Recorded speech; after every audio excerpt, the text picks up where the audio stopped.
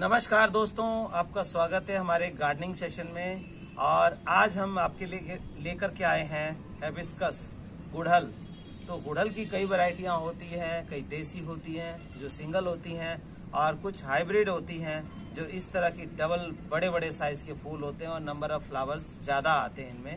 लेकिन क्या है कि बहुत सारे लोगों की क्वेरीज है, कंप्लेन है, शिकायत है कि हमारे पौधे जो है हिबिस्कस के हैं, कली आती है, कली फूल खिलने से पहले झड़ जाती है, या पत्ते पीले हो गए, या फिर कली फूल आता ही नहीं है। तो दोस्तों, हम इन सभी चीज़ों के बारे में बात करेंगे और आपकी सारी क्वेरीज का सॉल्यूशन आज ही दे देंगे हम। और इसमें तो उम्मीद है आप हमारे साथ बने रहेंगे। गार्डनिंग से जुड़ी हर एक जानकारी के लिए अभी सब्सक्राइब कीजिए ओसम गार्डन चैनल को और साथ ही प्रेस कीजिए बेल आइकन को और ऑल बटन को, ताकि आपको हमारी हर नई वीडियो की अपडेट सबसे पहले मिल सके। और ये देखिए, मैं शुरू करता हूँ। सबसे पहले हम ये लेते हैं, ये गुड़हल पीला गुड़हल है, येलो कलर का जैसे देख रहे हैं। इसमें ये बर्ड्स आ रही हैं, लेकिन बर्ड्स जो हैं कम है इस टाइम। बहुत ज़्यादा बर्ड्स थी इसके ऊपर और थोड़ा सा पत्ता जो है इसका लाइट कलर में है। आप ये देखें तो एकदम शाइनिंग स्टार की तरह दिखाई दे रहा है। और नंबर ऑफ बर्ड्स भी इसमें देखेंगे तो पूरे बर्ड से भरी हुई हैं। ये देखिए, ये बर्ड से भरा हुआ है और ये तो फूल ही फूल है इसके अंदर।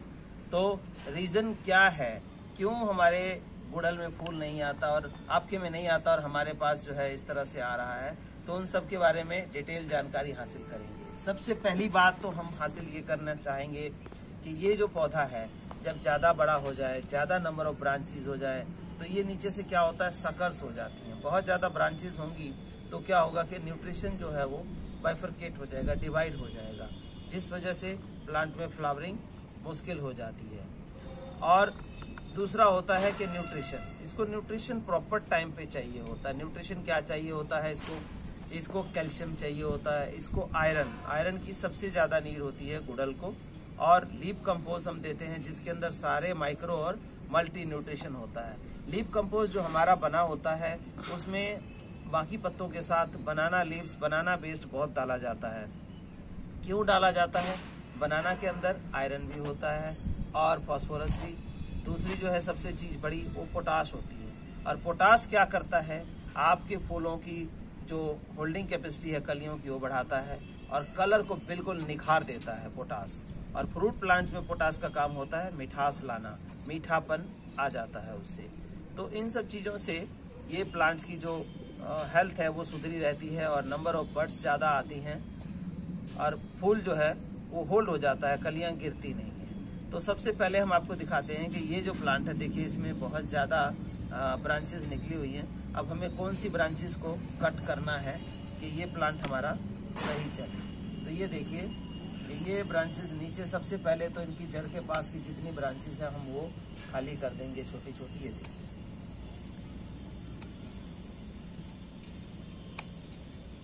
इस तरह की जो ब्रांचेस हैं ये हम खाली कर देंगे इसके जड़ के पास की, ताकि हमारी जो फ्लावरिंग कैपेसिटी है वो बढ़ जाएगी इसकी।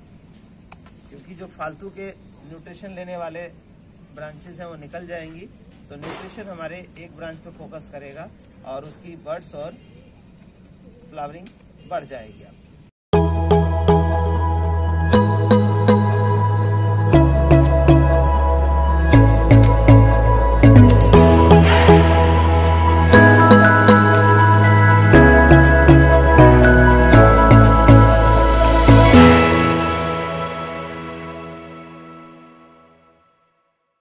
क्या करना है हमने, अगर आपका प्लांट पीला हो रहा हो, इस तरह से फ्लावरिंग नहीं कर रहा हो, तो आपने क्या करना है, ये देखिए ध्यान से।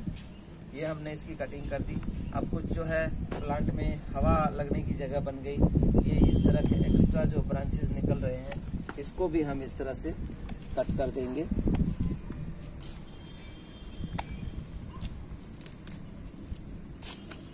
अब हमने क्या करना, आगे देखिए।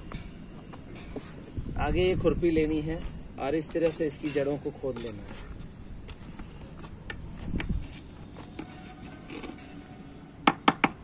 आप देख रहे हैं कि ये प्लांट जो हमारा है ये 3 साल का प्लांट हो गया है इसके अंदर, तो उस हिसाब से इसका रूट बॉन्ड भी हो रहा है, रूट भी ज़्यादा आ रही हैं।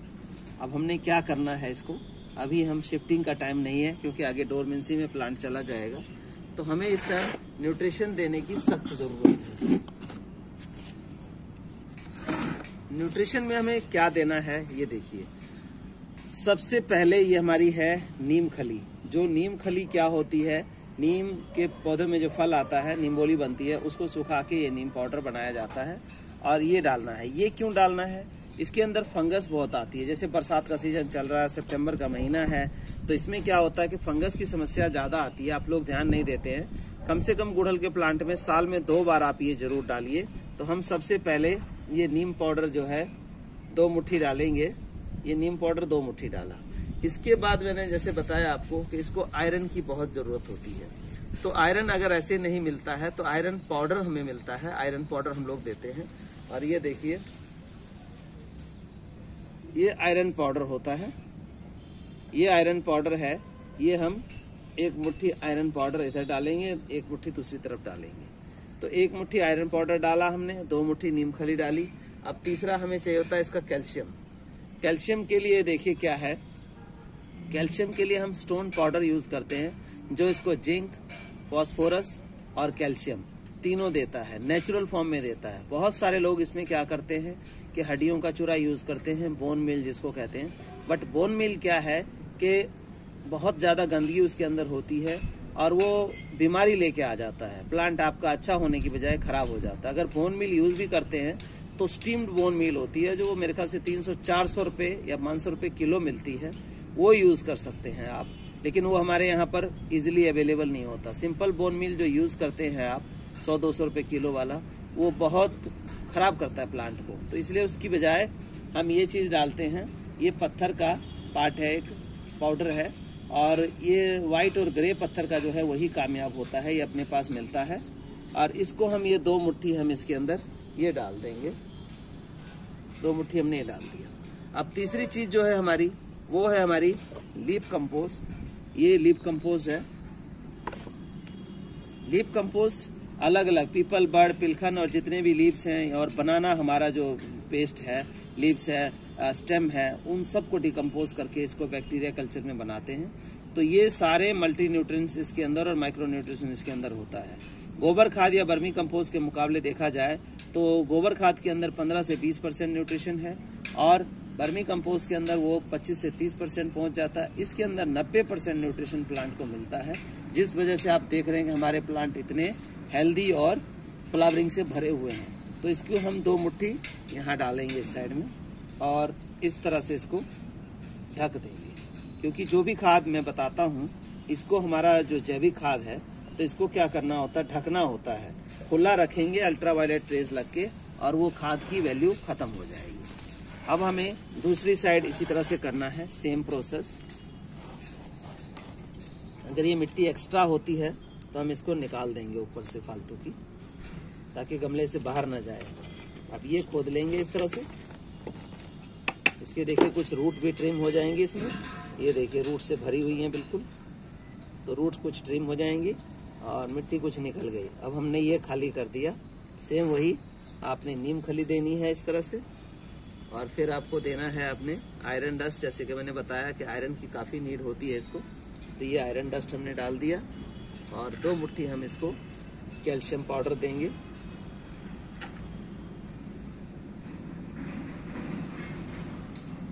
और हम ये लीफ कंपोस्ट डाल के इसको फिल कर देंगे, इसको भर देंगे, बंद कर देंगे मिट्टी से।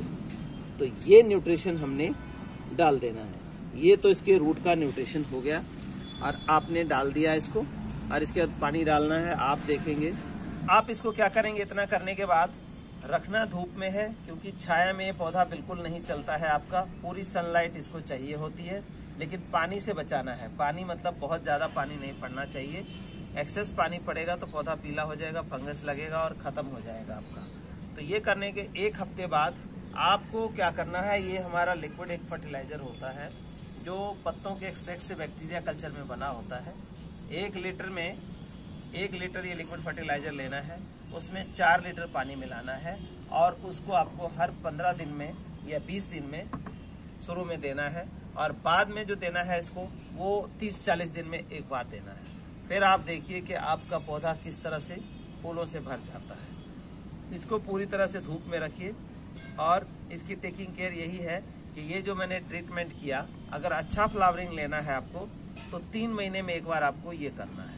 ये जो रूट फिलिंग करनी है, जैसे मैंने ये चीज़ें बताई, 3 से 4 महीने में, मतलब साल में 3 बार कर दें तो भी बहुत है।